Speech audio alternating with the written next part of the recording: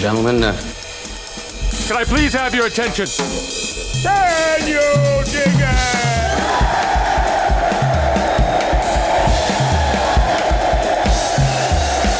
Greetings, dear listeners. This is Jonah Goldberg, host of the Remnant Podcast, brought to you by the Dispatch and Dispatch Media.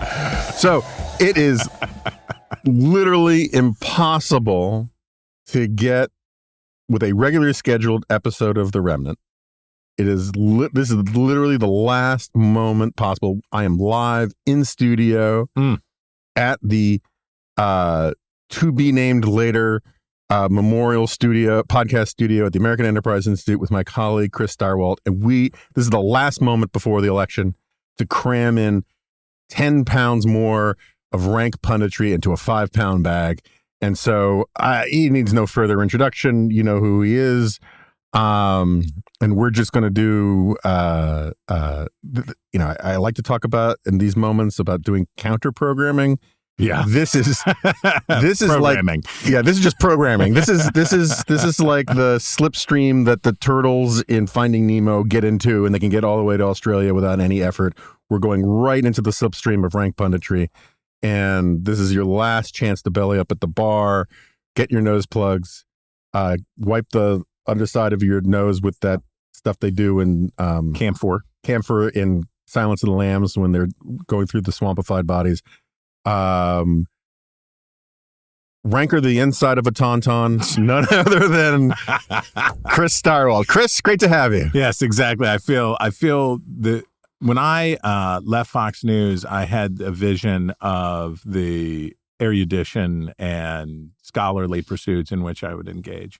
But 4 years later, it is rank. I am here because, look, the Washington Post has a piece on me today, and the headline is hilarious, which is... Oh, I didn't know this. This is exciting. Try this plug. The headline is, will TV viewers trust network election calls? Chris Stirewalt hopes so, which would be a headline that was like during the Black Death. Will the Black Death be a passing problem? Dr. Longnose says, no problem. It's going to be fine. The work of forecasting and projecting election outcomes and all of this stuff, on the one hand, is rank and horse race, and we've talked before about the problems of turning your politics into sports and team versus team and da-da-da-da-da-da-da. But I do think that helping people know what the situation is, what is likely to happen, what is unlikely to happen, and how it's going to go has some redeeming qualities, right? There's something to be said for helping people feel like they have some handle on what the situation is. And this year's is extraordinarily unusual because of the extraordinarily unusual circumstances of the race. And we are still, and I think people tend to forget this, in a hangover from 2020. We're still in a pandemic hangover in this way, which is the way that polling works, the way that voting works, the way that all of this stuff works was thrown for a loop in 2020, right? Massive turnout and heavy oversampling of Democrats in polls. Or not oversampling, that's the wrong word, but Democrats were overrepresented in polls because they were more likely to be home than Republicans. How do we account? Is that the main reason you think for it? Okay. Just got to curious methodologically. So I think that the reason that Donald Trump was understated, Joe Biden was not overstated, right? Although that Washington Post poll right before the election having like Wisconsin up 17 or something like that. We stay with the averages. We stay with the averages, and we stay with averages of high quality national polls. And Joe Biden outperformed the average of his 5 last high quality national polls by 1/4 of a point. Right on the screws. Real good. Donald Trump outperformed his final average in high quality polls by 3.5 points. And that's why the race was 4 points instead of 8 points. Right. And the reasons are, I don't know whether you know this, but I'm against monocausality.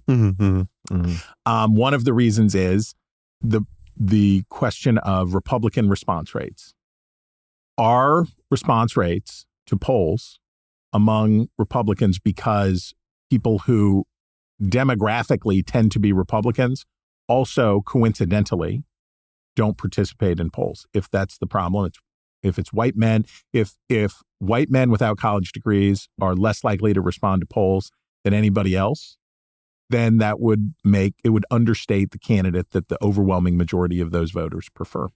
If it's become an article of faith among Republicans that you just we're not doing polls. We hate the polls. We're not participating. Right.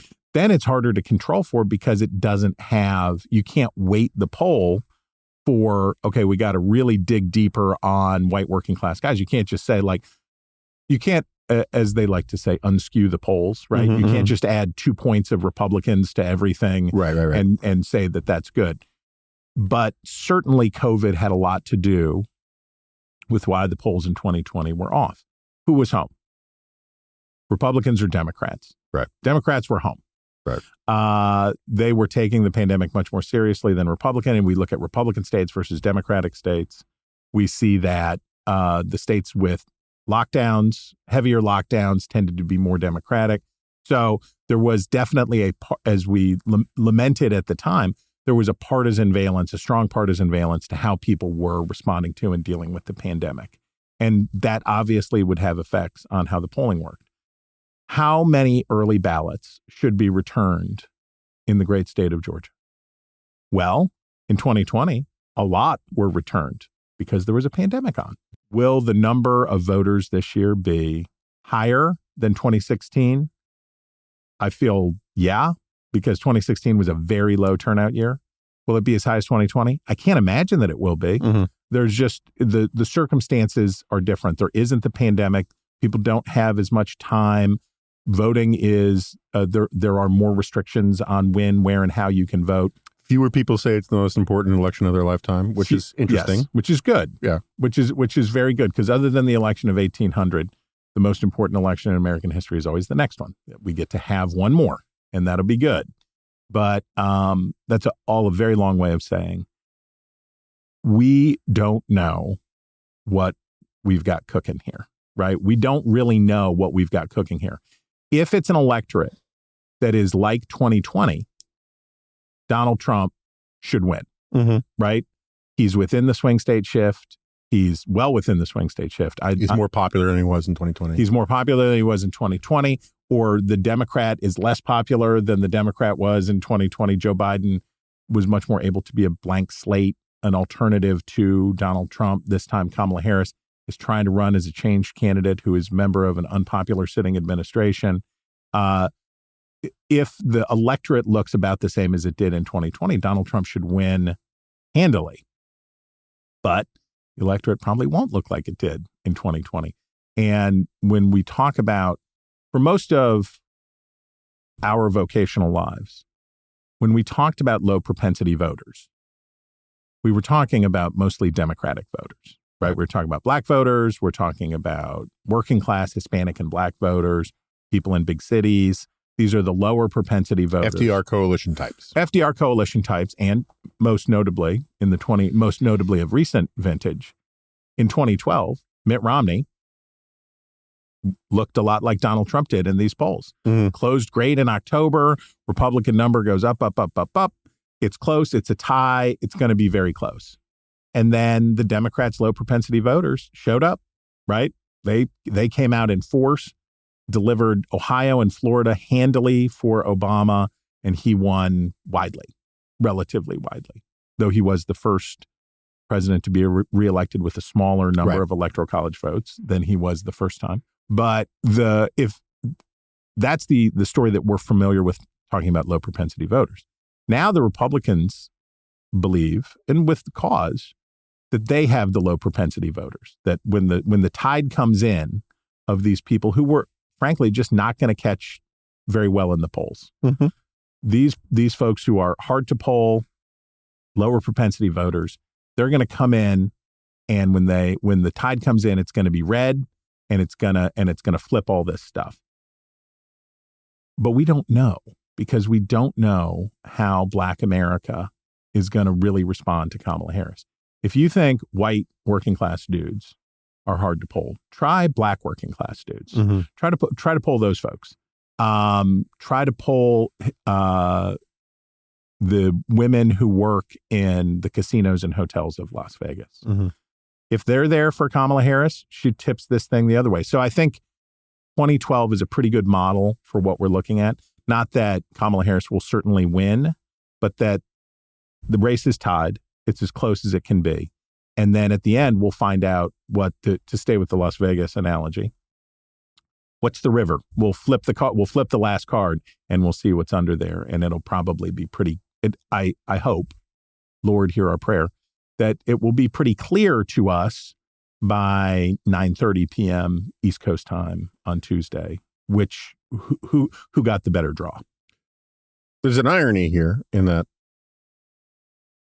it's increasingly my opinion that if Kamala Harris is elected, you're saying it'll look a lot like Obama's reelection in 2012. I think her presidency will look a lot like Obama's second term, or his 2012 presidency, right?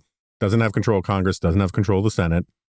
The charisma and enthusiasm of having a identity politics first is kind of worn off and does not have the sway that it once had. And people will grow very, very tired of her very quickly. I don't know who Kamala Harris is. Because she kind of doesn't. Because I don't think Kamala Harris knows who she is. Yeah. I think that she's a careerist who has ground out an astonishingly successful career, right? From starting in the DA's office, she has relentlessly climbed. And if you want a good insight onto who Kamala Harris is, if you look at the 2010 election that she very surprisingly won for Attorney General, she had a Republican opponent who was the district attorney for Los Angeles, and it was a very good year for Republicans. We were still in the sort of Schwarzenegger era. We were just post Schwarzeneggerian California, and she got lucky because her Republican opponent had a little scandal, which was in those. Do you remember the city of Bell, California, and the astonishing pension? All of the triple and quadruple dipping that was going on. Yeah. I was going to say it doesn't ring a bell, but Bell actually does bell. The outrage among taxpayers in California over this quadruple dipping. People have pensions and then they have jobs and they're making hundreds of thousands of dollars a year. And her opponent in the AG's race, who was way ahead or was substantially ahead, was asked, okay, if you get to be the Attorney General of California, are you going to take the salary and the pension? And he said, yeah, because I earn it. I deserve it. And Harris's campaign said, we got it. They took their last little pea shooter of money left that they had, and they shoved it all in on those ads. And she won. And it's indicative of, I think Kamala Harris likes to win. Right? I think she likes to win. I think she's competitive and I think she likes to win. I think that, like a lot of people, if Kamala Harris had been born in South Carolina, she would sound like Nikki Haley. Mm-hmm. And if she was, because I think she's just, she's a person, she's, what's her name from election? Tracy Flick. Mm-hmm. I think she just wants to do that. Now, I learned from you about the Pyrrhic victory of Democrats in the Georgia runoff elections of 2021 and how Joe Biden went from being a caretaker president to, is he more like FDR? That's right. Or more like, well, Lincoln, really, if you think about it, blah, blah. And you're like, guys, you don't have a mandate for anything other than being not Donald Trump. So be cool. And they weren't. And it was preposterous. I don't see a world in which Kamala Harris would get elected president and have a Democratic Senate. I just don't. Right. I don't see it. And certainly if she does, it will be an election that we're not expecting. Right. That's way outside of the bounds of. And even if she got a Senate, it would be a 51 or 50 or 50, right? Which is not the kind of majority, quote unquote majority, you can pack the Supreme Court with, or get rid of the legislative filibuster, or any of that stuff. John Hickenlooper, and if that was the case, then Americans would learn the names Hickenlooper and the other squishy Democrats who would say like, "Oh gosh, guys, I don't think I can go along with that." That sound you hear would be of Tim Kaine's bowels stewing. Yes, exactly. Post-haste. Yes. He's like, I just wanted to go canoeing, and here we are dealing with this. I don't know. So what's the most likely scenario is that I guess Kamala Harris wins the presidency, the Republicans win the Senate, and Harris is like 2 seats in the House. Yeah, and it's like a D plus 3-4 seat majority in the House. That's probably still the chalk, and a little breeze in either direction on that presidential. Or no, I'll put it this way. It's as likely that Donald Trump wins all 7 swing states as it is that Kamala Harris wins all 7 swing states, because they're all so close. Right. And if there's a little breeze blowing one direction or another, there should or be, if the error in the polls is all one way or another way. Yeah. We talk about poll error a lot, but we don't talk enough about voters and late deciders and how the last bit goes. A poll can be, in 2020, the polls were wrong for the reasons that we talked about before. In 2016, and this is the interesting thing about this election for me, Donald Trump is now a much more typical Republican. He has changed the Republican Party. The Republican Party has changed him. He's changed it more than it's changed him, but it's changed him and his coalition substantially. In 2016, what was happening? Time of decision, if you look at post-election surveys, the Edison research particularly, and you say, okay, when did you make up your mind how you're going to vote? It was very obvious. There was this iceberg of Republican voters. Why was Nikki Haley, we're recording this on Wednesday, why was Nikki Haley, why was Kamala Harris at the Ellipse Tuesday night in Washington, D.C.? Who's the closing argument to? Former Republican leaning, the Youngkin Biden voter to these folks to say, whatever you think about my policies, you cannot put Mr. January 6th back in power. You can't do it. Those same kinds of voters in 2016 were late to get to Donald Trump. They held out. They're like, well, I'm going to vote for Gary Johnson. I'm going to whatever it was. And they held out and they held out. And then at the end, the iceberg melted and 85% of it ran off into the Republican side. This time, that's not what we've seen at all. Donald Trump functioned like a normal Republican. He had 85-90% of the we watched it happen through the primaries. He marched through the primaries. Nikki Haley could get 20% of the vote. Right.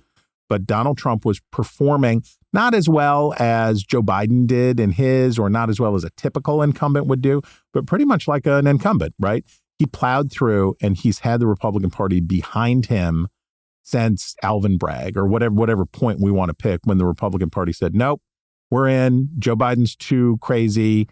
We can live with Donald Trump. The Wall Street Journal editorial that was the non-endorsement endorsement that basically said, yeah, he's the worst, but we don't think that the Supreme Court and the military will let him eviscerate the United States Constitution. And Harris is better at being unconstitutional. Her objectives are smaller, but she'll be more effective at it. So we think we can roll the dice on Trump one more time. Republicans got there a lot faster. So this time, we haven't been waiting for how will the last tranche of Republican-leaning voters vote. They're either in Liz Cheney town and not coming back, they're not up for grabs, or they've mostly gone to Donald Trump. Hey, Hey, this is Mary. This is Grayson. And we're the editors of the Morning Dispatch newsletter. Every weekday morning, we give you the news you need with your morning coffee, right to your inbox. Between quick hits and in-depth explainers, we cover a little bit of everything. The economy, politics, foreign affairs, anything as long as it's worth your time. Plenty of outlets are just trying to bait you with outrageous headlines to get your clicks. We don't do that. We tackle the stories that actually matter. Cut out the DC jargon to give you the context you need to start your day. Team D is an ongoing conversation with readers as we walk you through the news that will still be relevant in 6 weeks and 6 months. So join the conversation and subscribe to the Morning Dispatch at thedispatch.com/join. For a limited time, you can use the code WORTHYOURTIME10 for 10% off your annual subscription. If you're already a member, go to thedispatch.com, click newsletters, and make sure you're subscribed to the Morning Dispatch. It's worth your time. Question for you. Most of our lives, when we referred to the base, it meant the most reliable voters, the most passionate who you're Republicans. building your coalition That's right, on. the foundation, Yes. right?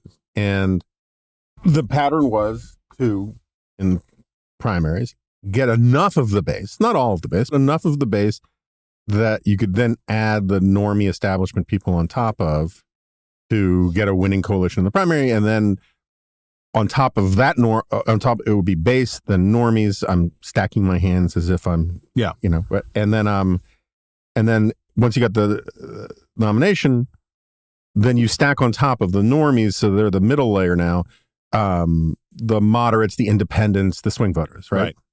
Is it fair to say that the way we talk about the base now is kind like if you woke up from a coma, right, and you looked at the way the Trump campaign is campaigning, mm-hmm. Is it wrong to say that the normie Republicans are now the base of the Republican Party? Like the people who say they hold their nose, right, and like I wish he wouldn't do this stuff, but and like, or they're like, I'm just going to support the nominee, right? That is the logic of like, I got to support the nominee. Well, if you've got to support the nominee, you're the base. You're the base. You are the base because you're saying it's not negotiable, right, about who the nominee is as long as they get it. And so now Trump is reaching for the dudes who think it is friggin' hilarious to call Puerto Rico a garbage island, yes, right?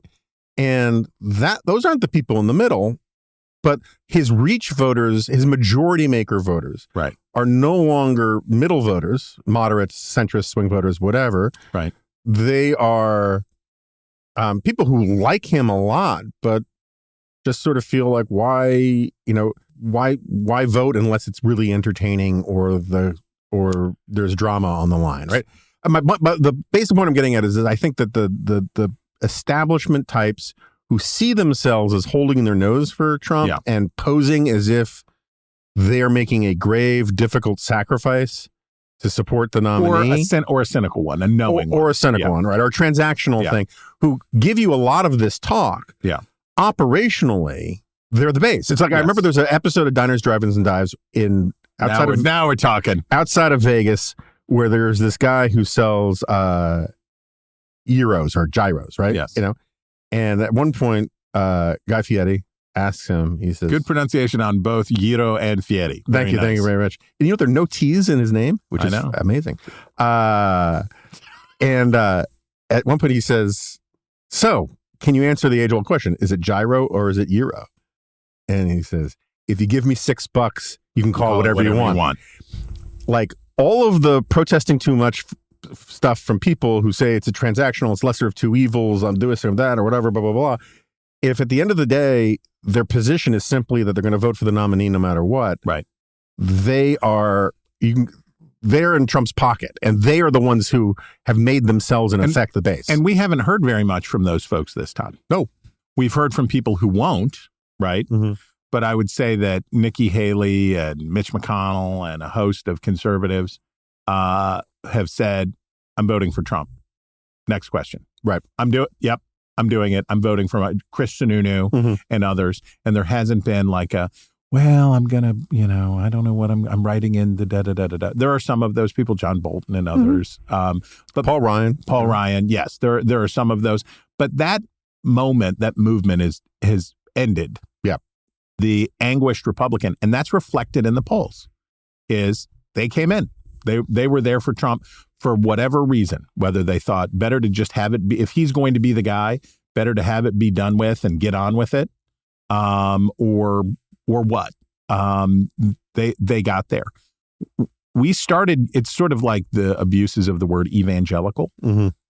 The term base came to be a term of abuse, right? People said, oh, you're base voters. It was you're playing to your base voters. And what people meant when they said it was a sneering like, oh, you're not reaching out. Right. You're just playing to your base. And what the base came to be understood to be was the most extreme, hardcore members of your party.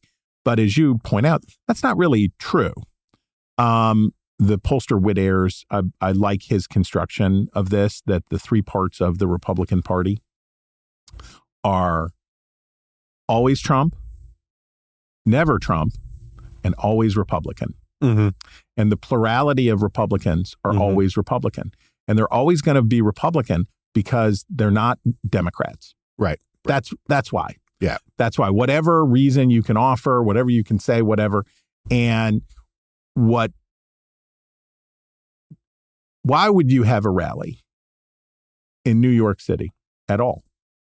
You wouldn't, right? There's no reason to do that. There's no good reason to do it. Why would you have that rally and have Rudy Giuliani, Tucker Carlson, and an insult comic take the stage? There's no reason to do that. You should have been in Nevada. You want to do that, do it in Vegas, right? Yeah, there are venues there for that. Yeah, there are venues there. The Shecky Green Theater is available for you. Why would you do it? And the thing about Trump is when Trump does something that fails, right? People say, Trump, he's crazy, right? Trump, what's he doing? When it works, what do they say? It was genius. It was a genius move the entire time. If Donald Trump wins the election, they'll say insulting American territories and holding bananas rallies with Tucker Carlson at Madison Square Garden was genius. It was genius. But if Donald Trump wins, why will he have won? He will have won because he got the always Republicans and enough of the never Trump Republicans to say, I just can't with Harris, and I got to do it. But what the Trump campaign is spending an extraordinary amount of time and effort on is attacking Harris's base. What's the Democratic base? Black voters are first on the list of what constitutes Democrats' base. They're in Georgia, 28 to 30% of the electorate. In North Carolina, half that, but still very considerable. Pittsburgh, Philadelphia, Detroit, Milwaukee, it matters.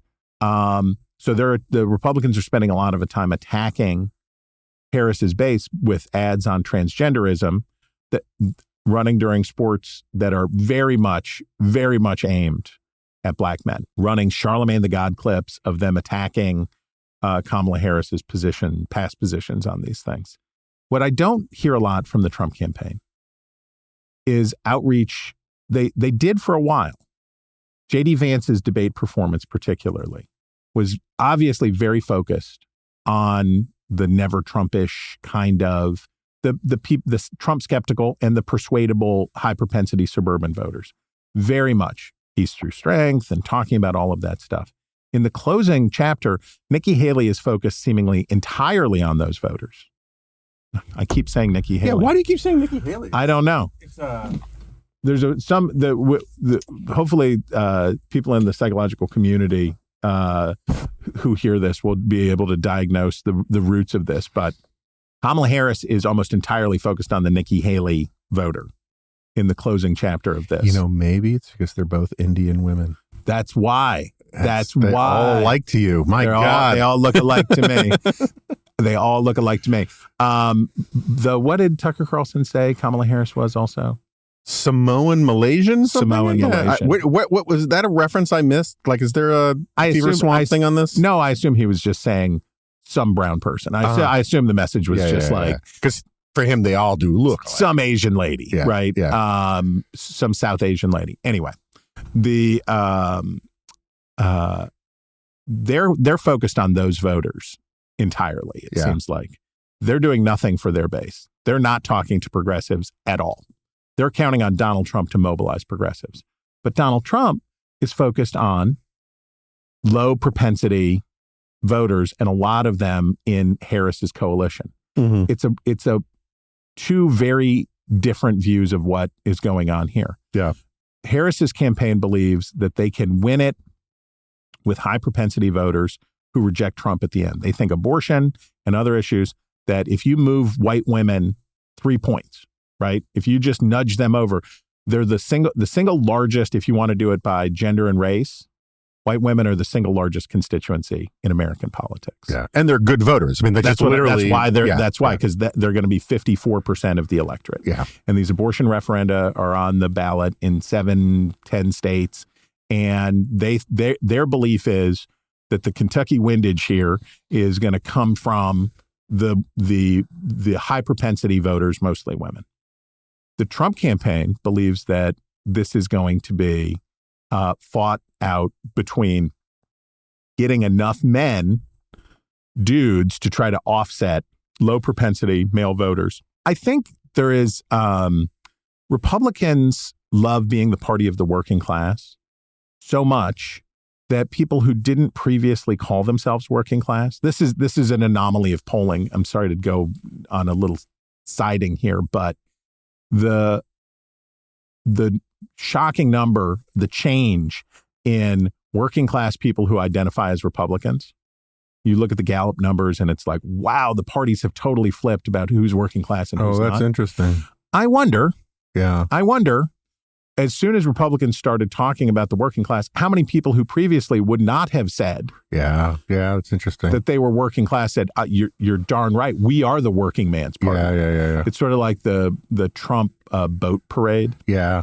How many of them call themselves working class? How many of the guys with $250,000 cabin cruisers would say, yeah, I'm working class. Yeah. I'm a working class guy. Yeah. So we should get brother Michael Strain to like do some voodoo stuff that he does. Well, see.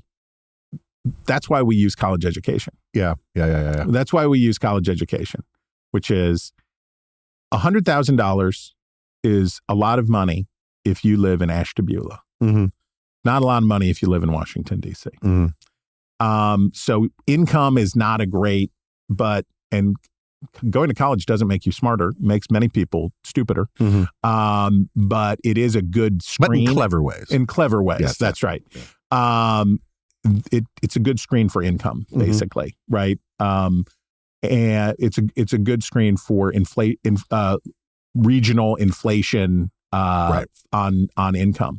And while the working class versus non-working class shift might be attributable to some of that, college versus non-college, and how this wasn't even in 2012, wasn't even an issue, right?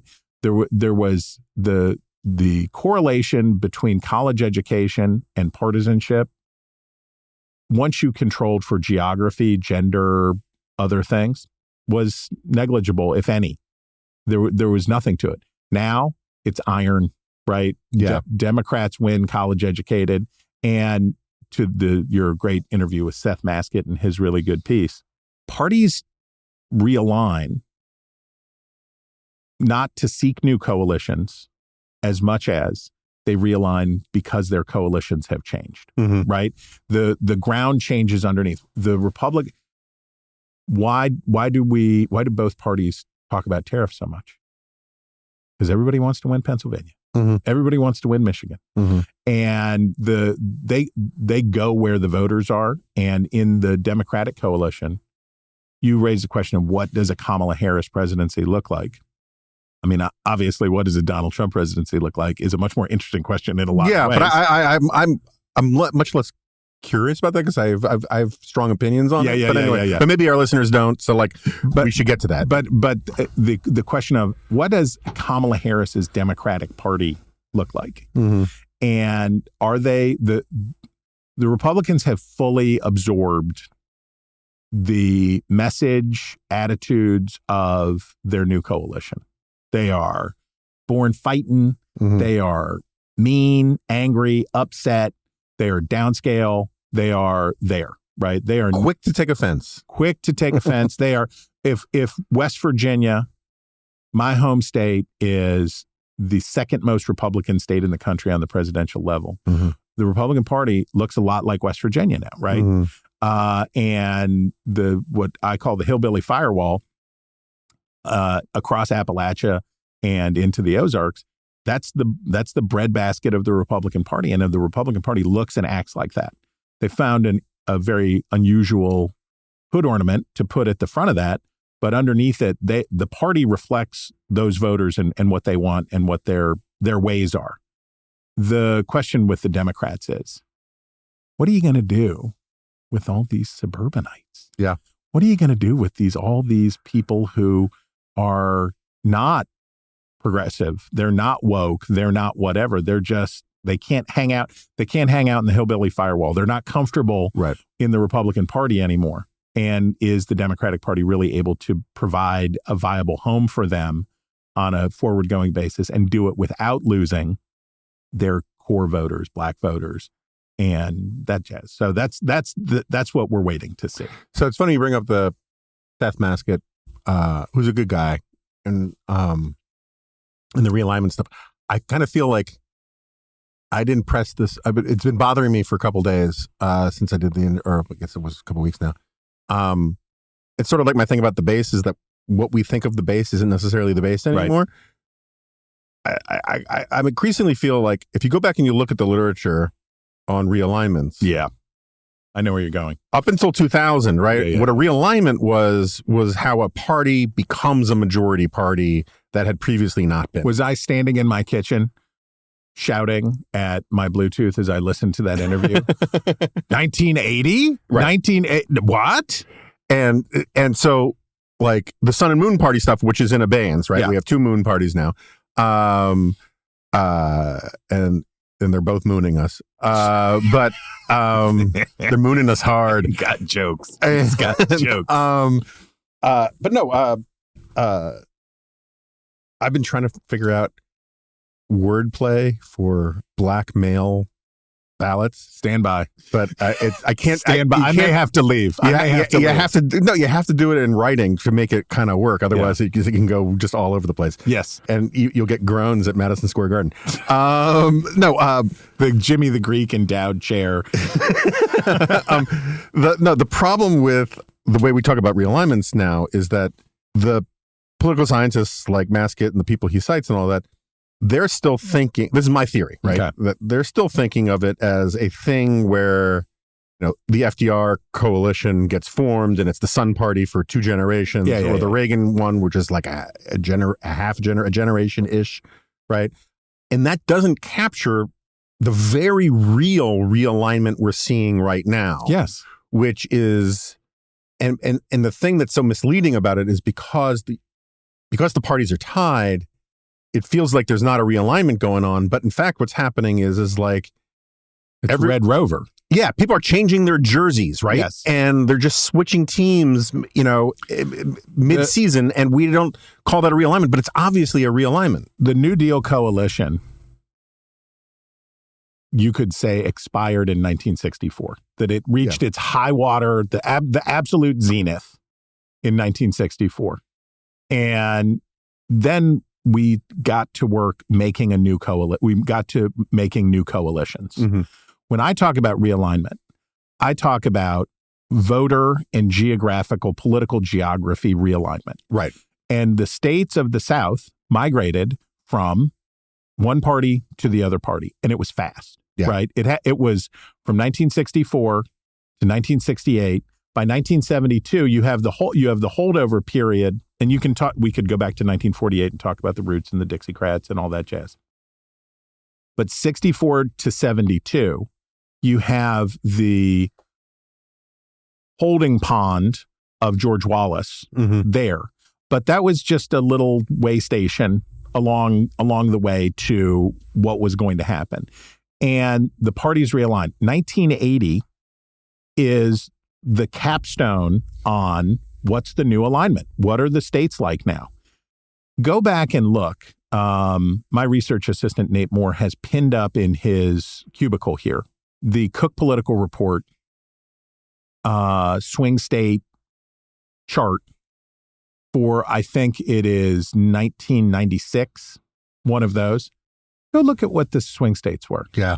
Go look at what we were competing over in this country's politics. Since most listeners can't go check out Nate's desk. Yeah. Well, they don't even have to go back that far. We're talking about, if there's three scenarios in this year's election, and one is Harris gets the Kentucky windage, 2, Trump gets the Kentucky windage. Scenario 3 is 2000, right? Scenario 3 is the polls are right, and it's close. And 2 weeks from now, we are still waiting as cars burn in the streets in front of the vote counting houses of Wisconsin, that we're waiting for the final numbers to come in, and we have to do that again. The two states that were the most important in the 2000 election were Ohio and Florida. Those states are not competitive at all now. Right. We're not talking about them. Democrats occasionally are like, yeah, well, we're going to Florida. And it's like, okay, cutie, that's adorable. But no, the states that we are talking about, Georgia, right? We're talking about Georgia. We're talking about North Carolina. We're talking about Arizona. And we're talking about Pennsylvania, Michigan, Wisconsin. Nevada. Nevada is crazy, and I love you, Nevada, but I'm not going to spend any. Either the ghost of Harry Reid will inhabit the spirits of the casino workers, and they will all go vote, and Democrats will beat their numbers again, or they won't. I don't know. It's too hard for me to say. But we look at what's being competed over now. If you were to go back to the year 2000 and say, Here are the states. So what would be the Florida if we had this happen again, right? We'd say, okay, well, what will the Florida be this time? And it would probably be Pennsylvania or Wisconsin. And if you're a Republican in 2000, you'd say, we've already won everything. Right. We've already done it. It's like, well, actually, you'll be surprised to learn that you lose suburbanites now. Right. You'd be surprised to learn that now women voters, it's not a 4-point gender gap. It's a 24-point gender gap. And the realignment is ongoing. And I had the very thought when you were interviewing Professor Maskett, who is very smart and on whose work I have relied on many occasions. This is a terminological thing, again, about like what's a base voter, what's an evangelical, what's a whatever. A realignment to me is when the coalitions realign, not when it doesn't come from the top down. It comes from the bottom. I mean, maybe we should start talking about coalition realignment versus party realignment. Something like that. I don't know. I feel like we've been negligent in getting the low-hanging fruit of rank punditry here. So really, I feel like I've been like a West Virginia black bear in a dumpster outside of a donut shop. I've been into it. Couple questions. All right. As you know, I'm on CNN a lot. And sometimes when I walk through the News Nation newsroom, I see your smiling visage up on the wall, and I go, "It's Jonah." God, how could I be? Why would I be smiling? It's because it's right before you're about to lay the wood to something, or they're about to say I'm clear. Yeah.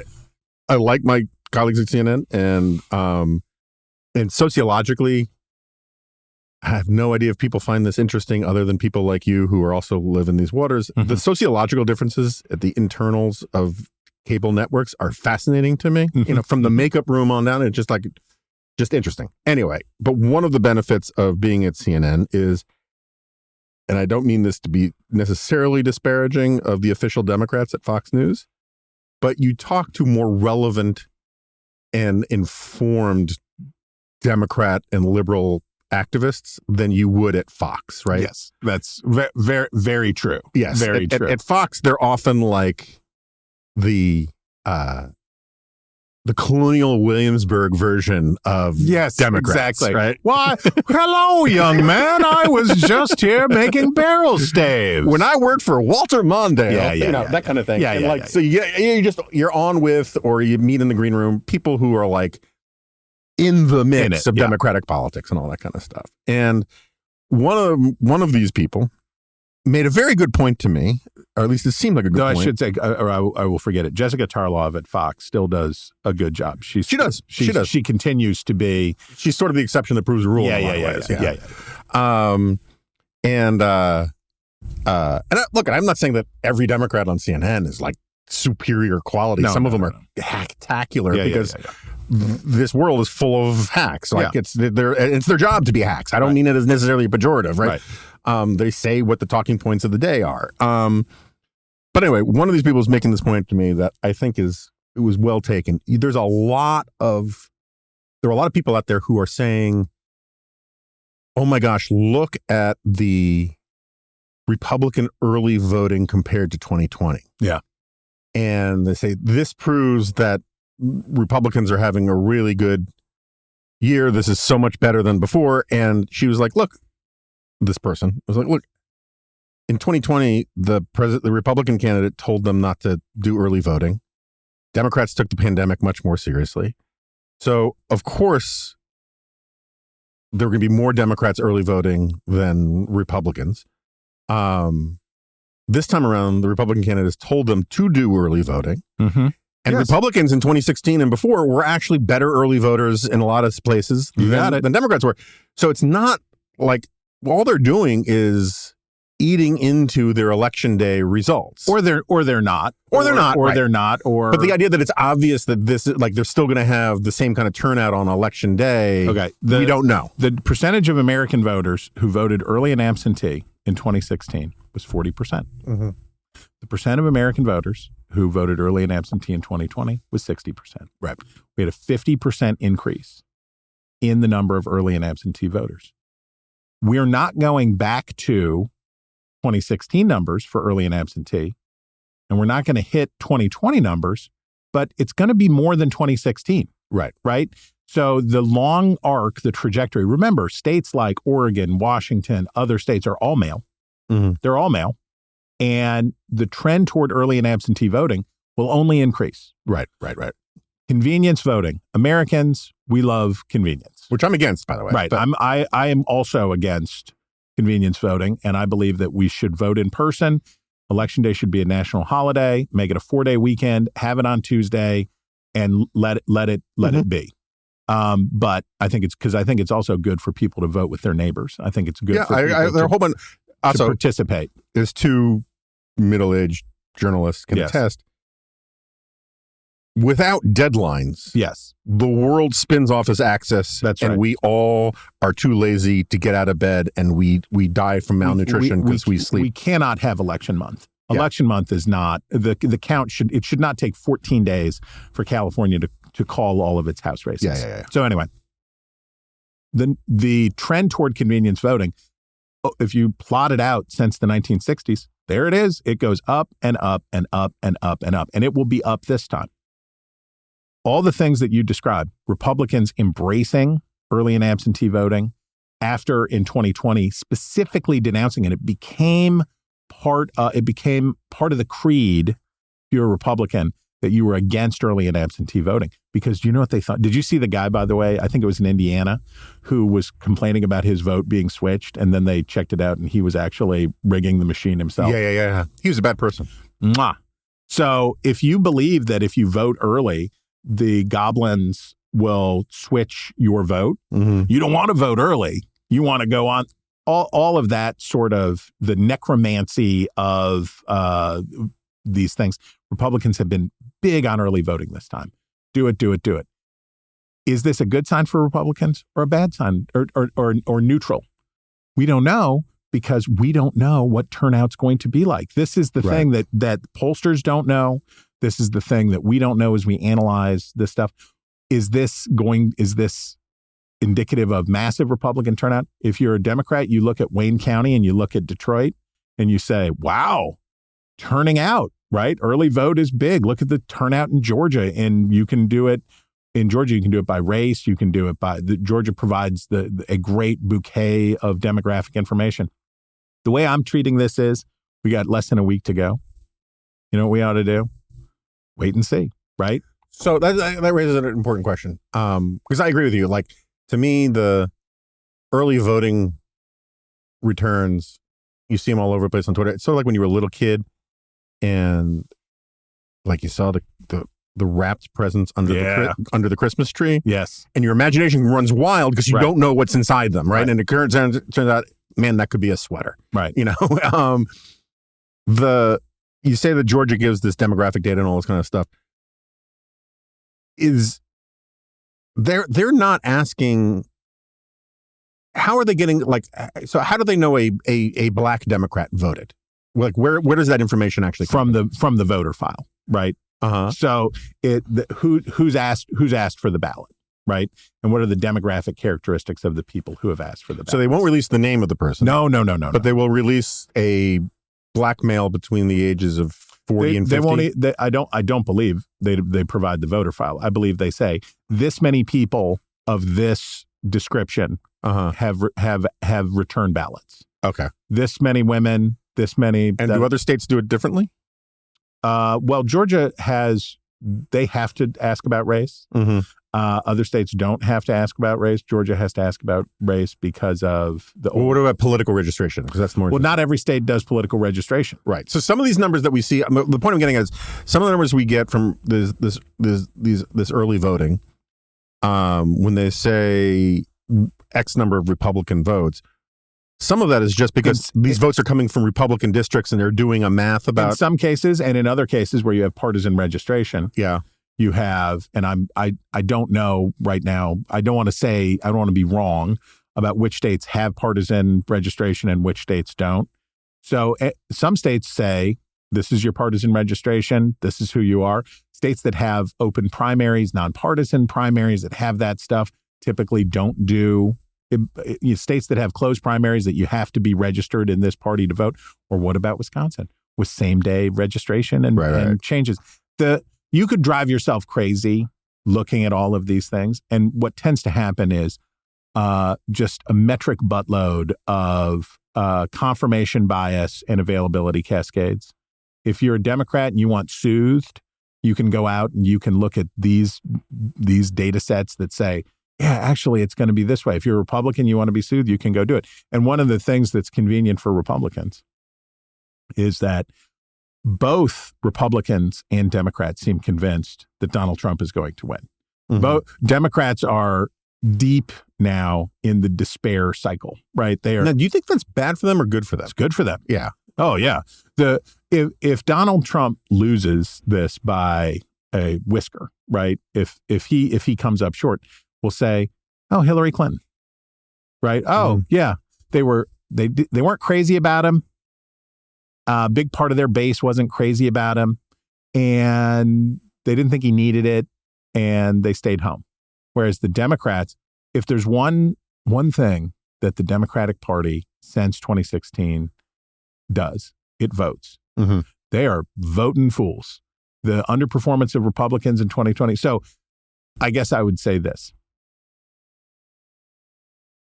If turnout, the higher the turnout, I would say the better for Trump. Mm-hmm. I think the Democrats have more salience in a lower turnout. Yeah. I think just because of the college, non-college, because of the abortion referenda, because of whatever, the Democrats. So back to the point about changing coalitions. If you rely on higher propensity voters, lower turnout is good for you. Right. It's sort of like why public sector unions control places like New York City is because what percent of New York eligible voters participated in the 2022 primary elections in New York? It was very low. 3%. Yeah, I thought it was 5%, but okay. 3%. Yeah. Right. So in a 3% electorate, teachers unions are a big friggin' deal. That's one of the many reasons for New York's political malfunction. A floating arbitrary primary dates and election dates like, oh, actually, we're not doing that. You have to come back in 2 weeks. And we're going to do that in 2 weeks. And it drives me crazy. I've written that column a bunch of times about, all this talk about how Republicans are the party of voter suppression. And Republicans, particularly in the last few years, have all sorts of black marks on them and they deserve a lot of the criticism they got. But historically, like inner city Democratic machines are among the worst offenders of this stuff. But anyway, can I say one more thing before you throw me out? No. Which is Democrats are right that Republicans suppress the vote. And Republicans are right that voter fraud is real. Not that much. Yeah. It's just not that much. And the truth is that whatever fraud there is, probably offsetting, particularly these days. Probably offsetting. And the bad news for both parties is it has never been easier to vote in the United States, and your vote has never been more secure. Mm-hmm. And that's how it is today. We live in a golden age of democracy in the United States. Democrats have a point to make about purging voters from rolls and not letting felons vote and da-da-da-da-da. Yep, they have a point. Republicans have a point about that people stuff ballot, that especially in primary elections, in lopsided districts. Sure, we have evidence. The Heritage Foundation went looking for evidence, and they found it. It was thousands of votes over the course of a decade, right? Right. They found it. And we know the 2018 case in North Carolina where an election was stolen by a Republican. Right. The Norm Coleman thing from 2004, there are anecdotal. The elections have to be local and close. Yes. Right. For fraud to really work. Yes. And another reason why I love the Electoral College. I love the Electoral College because it makes elections very hard to steal.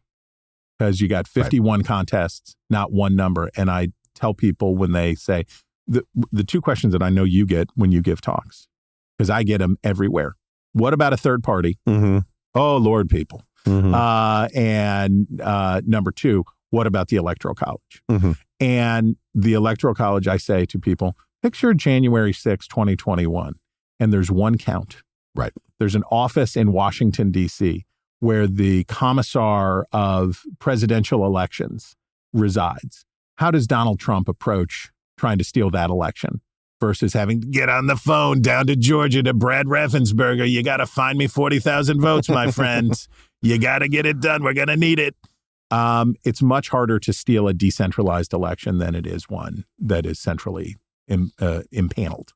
Yeah, I agree with that. I recently made that case on here. I don't think it's the primary argument for No. the Electoral College. I mean, Yuval Levin just is peering at us through. I know. Yeah, he's watching us to see whether or not we will. He's like Beetlejuice. Correctly point out that his wonderful new book makes a very good case for the Electoral. Indeed, it does. A couple other rank punditry questions I need to get to. First of all, we're recording this Wednesday. Last night, Joe Biden. I know what this is.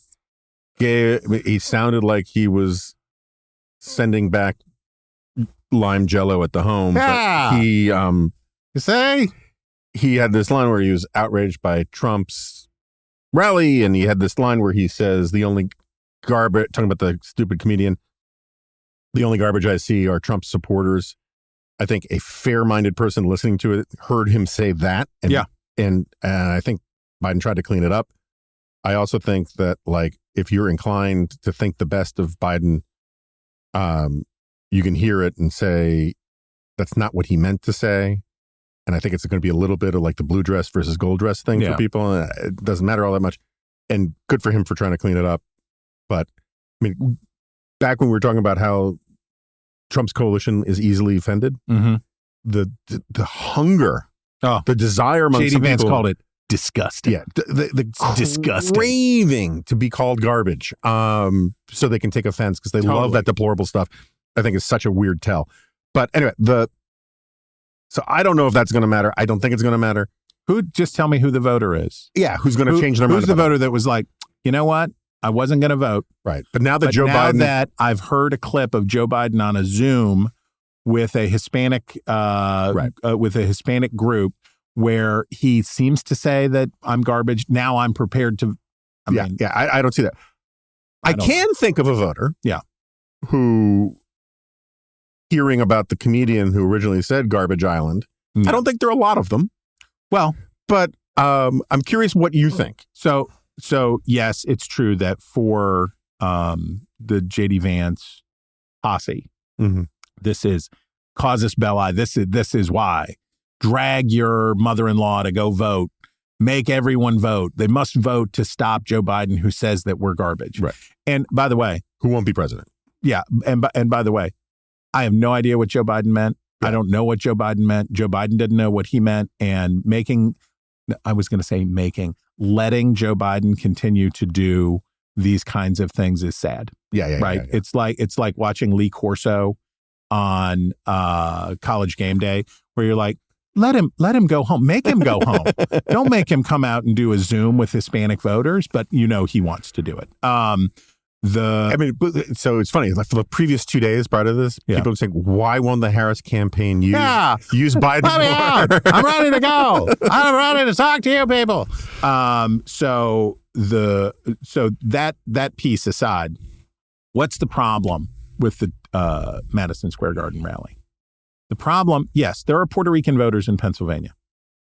There are Puerto Rican voters in some small number in other states, but among the swing states, they're everywhere. I had to send our friend John Podhoretz the 30 Rock clip where Jack Donaghy says, what do I call you? And she says, I'm Puerto Rican, Jack. And he says, I know you can say that, but what do I call you? There are some of those voters. But the problem with the rally is not what it does with Hispanic voters. It's what it does to the same voters that Kamala Harris was talking to on Tuesday night. Right. It's white people who made to feel ick, who feel uncomfortable when Donald Trump and the Republican Party live down, right? These are the voters who want to say, now, wait a minute. You can say that I'm racist because I'm a Republican, but look at Tim Scott. Look at Nikki Haley. Look at these things. Why, if anything, this is the party of Lincoln, blah, blah, blah, blah, blah. And then they get Tucker Carlson talking about Kamala Harris's ethnicity. Yeah. And they get this guy making fun of Puerto Rico. And the watermelon joke with blacks and yada, yada, yada. Did they have one of those? Yeah, the comedian, he had another joke. And he also had a joke about, which, and look, I got to say, I mean, the watermelon joke, I don't think ever work anymore, right? But this guy apparently can be funny, but like, he's a roast comedian. Yeah. And his whole thing is sort of be a shock guy. And so he had this joke about how like Israelis and Palestinians should just settle their differences playing rock, paper, scissors. The Palestinians always going to throw a rock. And boy, those Jews, they love to throw paper, if you know what I'm saying. And like all that kind of stuff. I could see it working in some small club where the whole point is to be on a podcast. Or a podcast to be Lenny Bruce-ish and all that kind of stuff. Apparently what happened is that he was bombing. And so he went to his stuff to try to get the crowd back, and the rest is history. And it just goes to just incredibly stupid political malpractice to have him there in the first place. But he wasn't the only offensive guy. There were other people who said it was stuff. A bananas thing to do. And here's the thing. Was J.D. Vance a good pick or a bad pick? Depends on your theory of the electorate. Right? Depends on your theory of the electorate. But I know your trick question. What he definitely was Donald Trump Jr.'s pick. Yeah. And that rally was a Donald Trump Jr. joint. Yeah, right. It was a Tucker, the whole thing, all of it. You can almost see him high-fiving backstage. Yes, throughout the whole thing. We've done it again. Maybe even some chest bumps. Yes, exactly. Yeah. Bro. So the bro Republican community is in its fullest flowering. And here's the thing. It is stupid. It's not helping. It's not additive in any way. It's not additive in any way. And the Republican Party has spent a lot of time in the past decade explaining why bad things are not as bad as their critics say that they are. Right? Right. Is it good or bad to have RFK Jr. out of the race? It's good. It's good for Republican. If you're a Republican, having RFK Jr. out of the race, good. That's good. Was it worth putting RFK Jr. on stage with Donald Trump and appealing? So all you need of the RFK Jr. voter is to not vote, basically. Right. That's fine. Like, as long as you're not, because you're not voting for Kamala Harris, all those folks already went back. Right. You just need them not to vote for Harris, and you're probably okay. They're not available to Harris. How much effort has been spent on talking to this 3% of the electorate? Now, a lot of Trump's bump came from RFK voters. Mm-hmm. The biggest single move in the race, when you look back, was when RFK got out of the race. That was Donald Trump's, because the Democrats had already taken back, as soon as Harris dropped out, or as soon as Biden dropped out, as soon as Nikki Haley dropped out. I was waiting for you to say that. They got those votes back right away. Uh-huh. The last bit was all Trump vote, Joe Rogan, Trump vote. As soon as RFK got out of the race, Trump got his. That's where his thing came from. Why are they still talking to them? Yeah. Why are they still talking to these voters? Why have they promised RFK a health czar position in the Trump administration? It's been, and I assume that RFK, if Trump wins, will get totally screwed. I assume that he will be. One would hope he will get plucked like a chicken. I would assume by Donald Trump immediately. There that bill is not going to get paid. One assumes, but there's two theories of the case about what a Trump term. There's two theories that I have about what another Trump term looks like. There's the Wall Street Journal version, which is, he'll probably try to do a bunch of bad stuff, but it'll hold. He's a boob, basically, which is Donald Trump. Yeah, he wants to be a dictator, but he's a boob. And that is how Trump is doing so well among Republicans and why it's so close, which is, we'll figure it out. Right. The Senate will keep him in check, Then there's the other theory of the case, which is that Stephen Miller and others who are serious people have been preparing for this moment for 4 years, and they're going to run the playbook a lot better this time. And Donald Trump, a second Trump administration, will not be a farce that in which Republicans can basically push through a bunch of stuff, but will actually be transformative. Right, that will actually remake things. My money, having seen the Madison Square Garden rally, is not on a transformative, as you say, and I've stolen from you many times. Trump isn't Hitler because Hitler could have repealed Obamacare. Right. But where a second Trump administration, whether or not Trump wins, will substantially depend on whether or not Kamala Harris can convince Nikki Haley Republicans. That the chances for a real nightmare scenario are real. And that's I think what the theory of the case that Democrats have for this electorate is that there are enough of those folks, ladies who aren't telling their husbands. Do you think there's data on that? Do you think how would we know? That's my question. How would we know? They're seriously committed to the theory. So if at 9:30 p.m. on Tuesday night, people obviously flipping back and forth between News Nation and CNN to get the CNN, to get your rank News business. Nation and the Dispatch Live. Oh, and the Dispatch Live, which I'm going to come join. Yes. In between, I'm going to come join the Dispatch Live. As of now, I'm not going to be on CNN election night. I'm going to be election day and then morning after. You're there to address a weary, bleary-eyed nation. That's right. I'm going to be tan, rested, and ready. You're going to comfort us in our time of need. But at about 9:30, we're going to know. And if Kamala Harris, if Trump is the one who is understated, we'll say, we knew it. We knew it's the same problem again, right? Yeah. We got the same problem again. It happened again. If Kamala Harris is understated, we'll have a lot of fun explaining the numbers for the next 4 years. Who were these people? Where did they come from? Why were the polls not catching them? Why all of this stuff? There'll be a very interesting question. And whatever it is, though, it will definitely have at its core women. It will be a women's movement. It's all about the ladies. All right. I've kept you too long. I got to write a G file. I got to get to CNN. But I got to ask, if you had to bet right now, how would you bet? Ooh.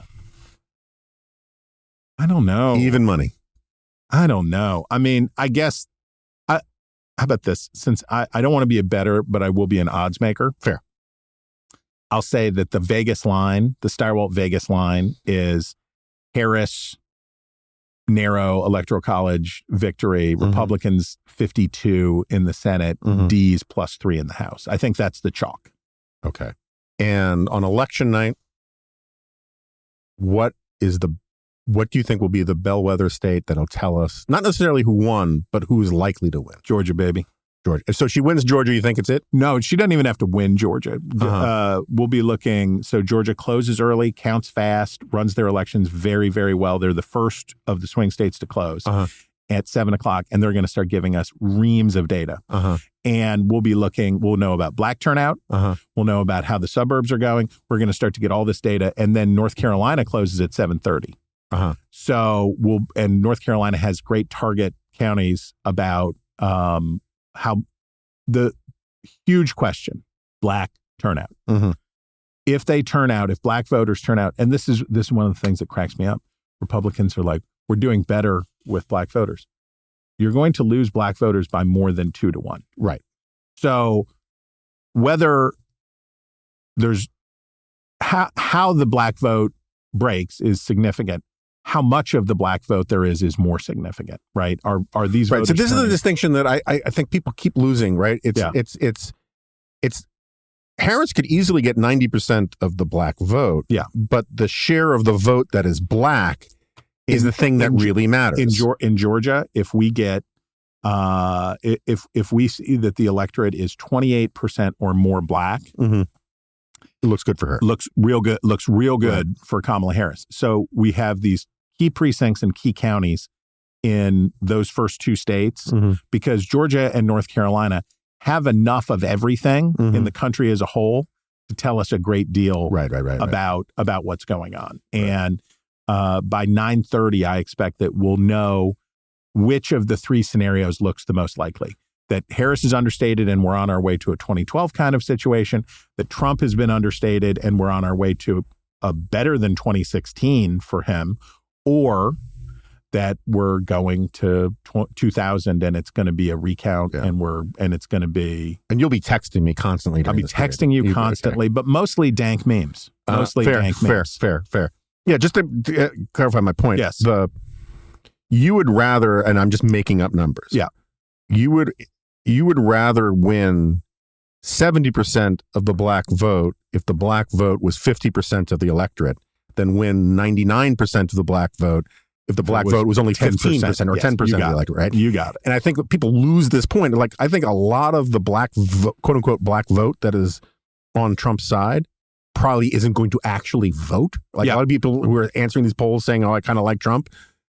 Whether these black men like Trump enough to actually vote and in large numbers, I'm very, very skeptical of, but who knows? Anyway, I have so many other things. Last question. Yes. What do you think Trump means by his secret with Mike Johnson, Speaker Mike Johnson? Have you heard of this? He's got a secret Johnson? Easy killer. Okay. So you don't know what I'm talking about. What is this secret with Mike Johnson? in either the Madison Square Garden rally or someplace else, Trump said something to the effect of, we're going to win this, and blah, blah, blah. And we got a plan, just in case, blah, blah, blah. Me and Mike Johnson, we got a secret that's going to guarantee we're going to win. And I think with our little secret, we're going to do really well with the House, right? Our little secret is having a big impact. He and I have a secret. We'll tell you what it is when the race is over. I assume he means that if it goes to the Congress, if the decision goes to the House, that Trump probably wins in the House. It only goes to the House if it's a tie. Right. And a tie is possible. Yeah. But it requires some crazy Nebraska stuff. Well, the reason the tie is so unlikely. Right. If Donald Trump is going to win in Nebraska's 2nd district. Right. He will also have already won everything else because she's leading like by 8 points or something, or 12. Yeah. So if that one's competitive, there is not a world in which Donald Trump wins in Nebraska 2 and loses Wisconsin. Right. Wisconsin is a lot more Republican than Nebraska. Yeah. Nebraska 2. Yeah. Yes. All right, my friend. I'm letting you off the hook easy. We will save for our post-election conversation. The question I wanted to actually suspend punditry for was to ask whether or not America would be better off if we didn't have polling at all. Just period. But you think about it. How would you stop it? That's okay. Thanos snap of my fingers. This is a Star Trek kind of question. My point is that in the 19th century, early 20th century, the whole Madisonian vision of how we do politics in this country was to have a lot of elections. Yeah. And elections were, in effect, the polls. Right. And politicians, the way they figured out what was working, what wasn't working, what played, what didn't play, was actually talking to people and talking to stakeholders and that kind of stuff. And that didn't mean they weren't politicians and didn't hem and haw and trim and all that kind of stuff. But they had to make certain leaps of faith about what they're going to say and how they're going to say it. And they had time between them. And they had time between them to do it. Now, this is one of the reasons not to get rid of the Electoral College. Because if you get rid of the Electoral College, it's going to be pure polling and pure money plays, right? You want to, like people say, we're going to get money out of politics. We've got to get rid of the Electoral College. And it's the same people who say it. Right. If you got rid of the Electoral College, it's one giant mass voting. Should we bomb Iran? 53%. Right. The Gallup organization says 53% of Americans say yes. Kaboom. Right. And it's commercials in L.A., New York, and Chicago. That's it. That's how politics is done. So, but I have a kernel of an idea for a book actually that you have put me on, that you're talking about here, which is We Know Too Much, right? The inadequacy of public opinion research. So if you're selling LaCroix Pamplemousse, the public opinion research that you do about how people feel about pamplemousses and how they feel about LaCroix and how they feel about sparkling water doesn't have to be exactly right. Right. Because you just need an idea. Are people should we just call it grapefruit? Right. How do they feel about this? That kind of market research that we use all the time, that's very common, doesn't have to be right. Also, it's unfalsifiable, right? If the market research company comes to you and says, we got big numbers on the pamplemousse, go. How would you, the only way that you can prove it's not so is that the sales don't align. And if the sales don't align, you say, well, it was obviously marketing's fault. Public opinion research creates the idea, the false idea that there is a natural, real American zeitgeist, that this is what people want. That's right. That what the people want is X. And I often use the example of polling on Obamacare. Obamacare is unpopular. Republicans are like, Obamacare is unpopular. Look at this, how unpopular it is. They go to repeal Obamacare and people are like, wait, don't do that. Right. They say, well, why? Well, because 20% of the people who didn't like Obamacare thought it wasn't liberal enough. Right. Thought that it was not, didn't spend enough, didn't do enough. And then they went to repeal it and its approval rating went through the roof. The Calvin Coolidge line that anytime any politician asks me about any of this stuff, I quote Calvin Coolidge and I say, I have only had one political strategy in my career, which is to try to do the right thing and sometimes succeed. Nobody knows what works. If anybody knew what worked, they would have done it already. Right. And what you ought to do is what you think is right. And if they vote you out later, then that's fine. You can go do something else. But the careers of people like Mitch Daniels and many others in both parties point to get a hunch and bet a bunch. Go do something that you think is right. And either the dogs like the dog food or the dogs don't like the dog food. And success is actually super popular. Success is super popular. Like, I was just on a competing podcast, this Mo News podcast, and I'm doing that this week. Are you? Yeah. Mo's a good guy, and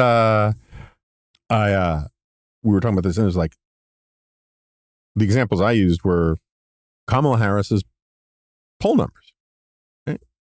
One of the arguments for why Democrats thought they had to get rid of both Biden and Harris was that Harris was so unpopular. Yes. Turns out that the second you say she's the top of the ticket, she became 20 points more popular overnight. Right. The straight line projection from poll numbers stuff causes so much bad thinking. I mean, another example would be the like Afghanistan pullout. Yep. It's popular. Yeah. Let's do it. But not bad. We want it good. This isn't what we wanted. This isn't what we wanted. Or like Obama, had the polls all on his side about, no more wars. Let's get out of the Middle East, all that kind of stuff. And then some barbarians cut off the heads of a couple Americans, and Americans are like, okay, it's go time, right? Yeah. Like events change people's attitudes really, really freaking quickly.